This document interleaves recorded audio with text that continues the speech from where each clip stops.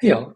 Quickly wanted to dig into industrial analysis of process equipment safety case in the context of building an FDA preparation checklist for industrial safety of some custom equipment. So typically we have this industrial standards finder that allows us to specify the services required for a given project, where a given machine will be installed, the machine type classification, and this is where things are going to start getting a little bit different.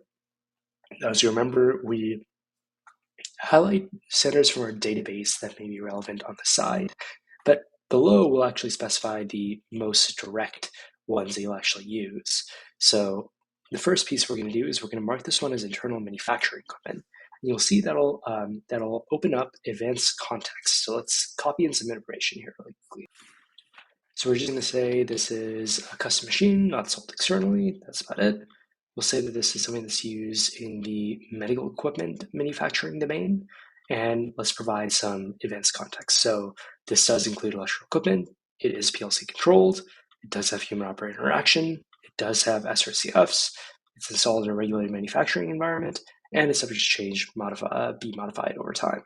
And let's generate the standards that will apply. So I'll let this run for a minute. And here we have it.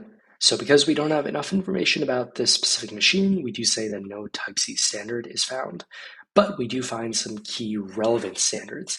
The typical ones that you know, 12100, 13449, and all the ones that are particularly relevant given this equipment is going to be used for medical manufacturing, such as ISO 13485, 14971 potentially, 21 CFR Part 11, Part 210, Part 211, etc., and a bunch of implementation recommendations like establishing a comprehensive risk management system, the typical 13849 tasks, validation, compliance for electronic records, and the quality management system alignment, as well as CGMP regulations.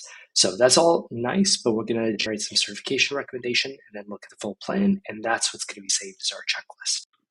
And here we have it. So we see that the main certification that matters here is the QMSR certification process.